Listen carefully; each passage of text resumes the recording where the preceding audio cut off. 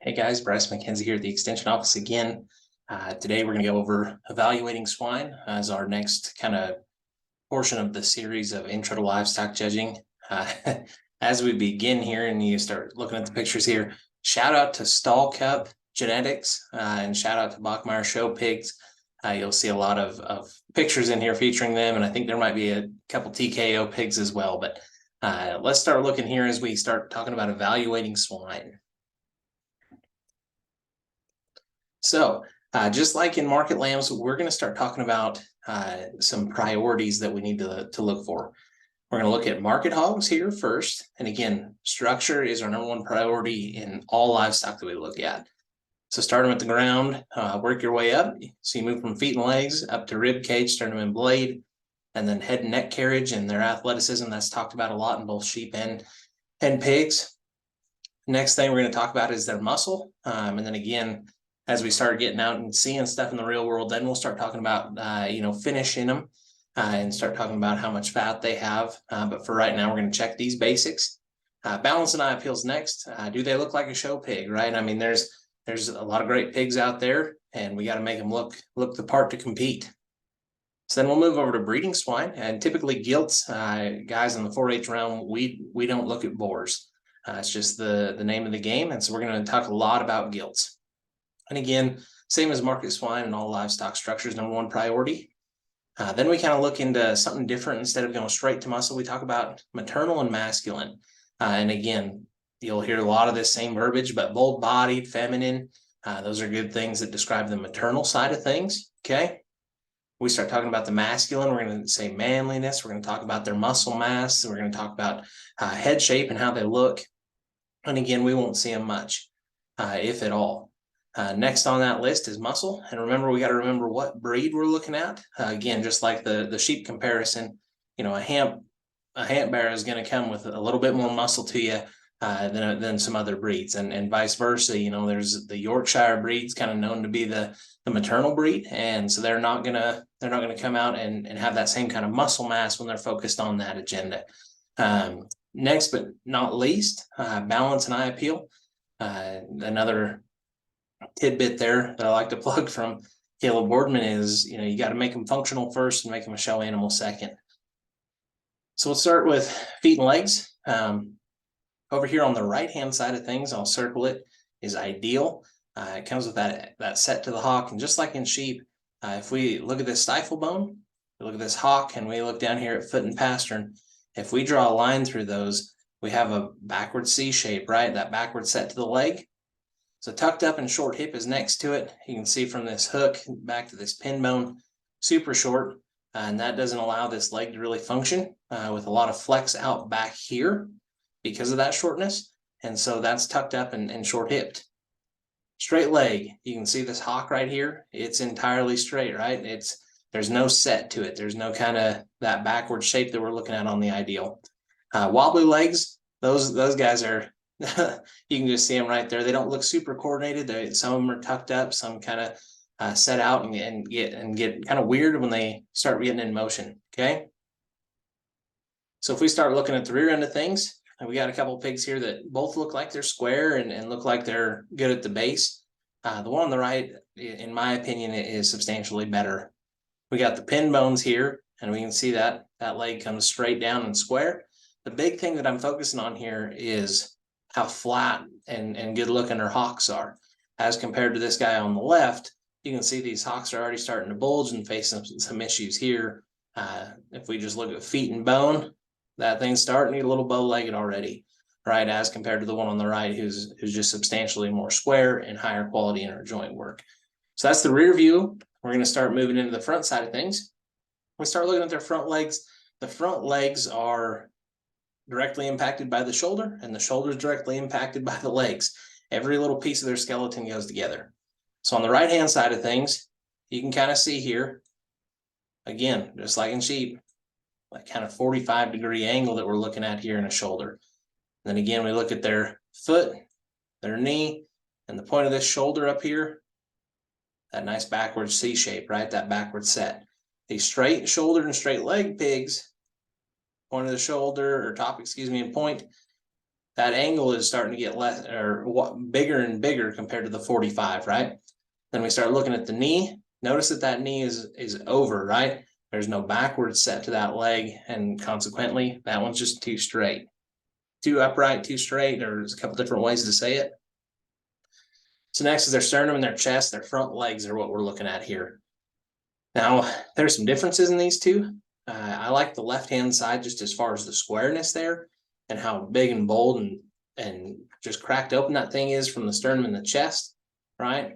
The guy on the right here, my issue that I take there is this one wants to crash in a little bit at the knee.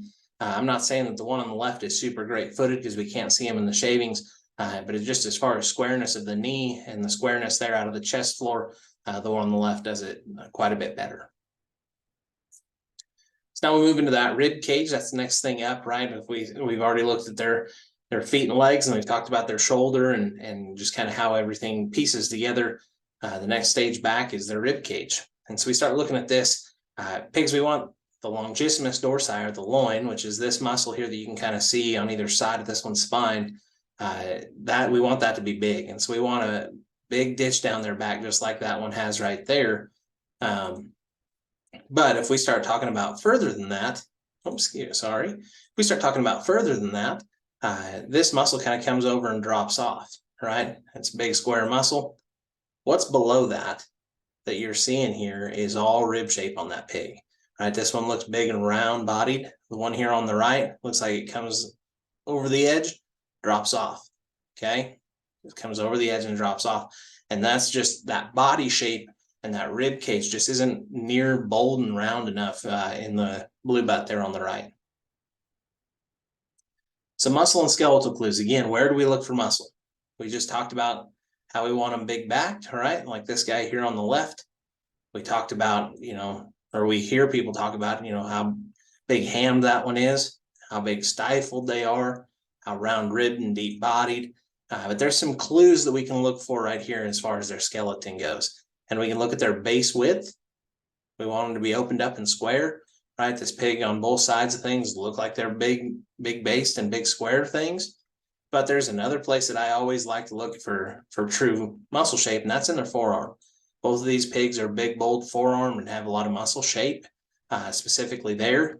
Both pigs have big turns to their hams, right? They're both big over the top side. They both have rib shape. Chest floor on the guy on the right is pretty darn good. And so those two pigs are kind of good examples of heavy muscled ones and where to look. So maternal versus masculine. We're going to talk a little bit here about the breeding side of things. So on the maternal side, we see all females are kind of longer, flatter muscled, and that's this gal here on the right is a little bit that way.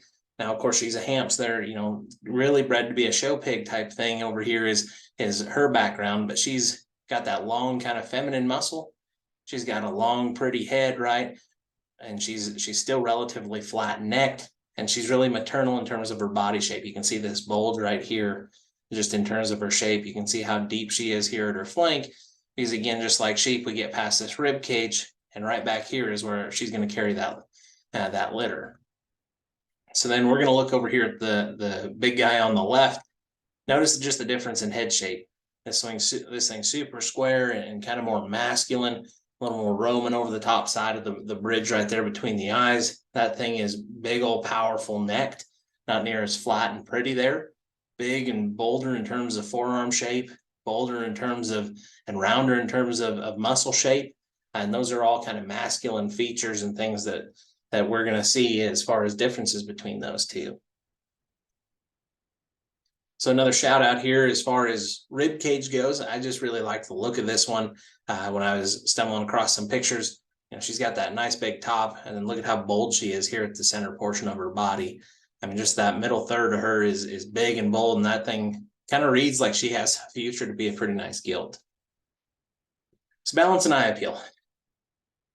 Pretty straightforward in these two pictures. We kind of like to use dramatic effect for our littler guys to see it.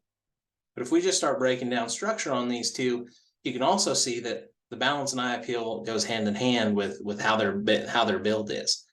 So let's start looking at the pig here on the right, the one I drew the arrow on. If we start looking at this one, pretty steep hipped, pretty straight legged, pretty straight off both sides, right? I mean, the shoulder on this guy, if we just start looking at that one and thinking, are all of its pieces going to go together? Probably not. So let's circle here. Does this head look like it belongs on this front third? And does this middle third look like it belongs to it as well? And then the same with the rear third. This guy is bigger fronted than he is behind, and just some things there that he's not wanting to balance up, right? He looks like he's heavier to the front side than he is to his rear side. So we want that to balance out and look like it all goes together. And this York gilt here on the left, if we just analyze her build real quick, great shoulder angle in her. She's soft and still firm in her pasterns, but soft and backward set to that knee. Good flex back here. Like the way she plants and pushes. I mean, just basic build on her says, yeah, she's got some really nice pieces. Her head and neck carriage are at the upper side of her spine.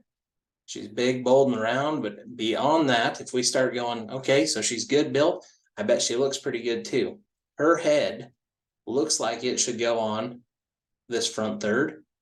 Her middle looks like it goes there. So does her rear, right? If we just start drawing those circles, those three, she balances up way nicer than the guy on the right. And so that's kind of what we're talking about in balance. Now, as far as eye appeal goes, if we just look at these two, this is where we kind of say that next level and say, does it look like a show pig, right? And the one on the left certainly does, the one on the right, maybe some years ago. So typically we'll have time for questions. If you guys watch this and have some questions, feel free to reach out to us here at the extension office, or we can put you in touch with some judging coaches around and some folks that'll help there as well if it goes beyond our knowledge. We'll see you on the next one.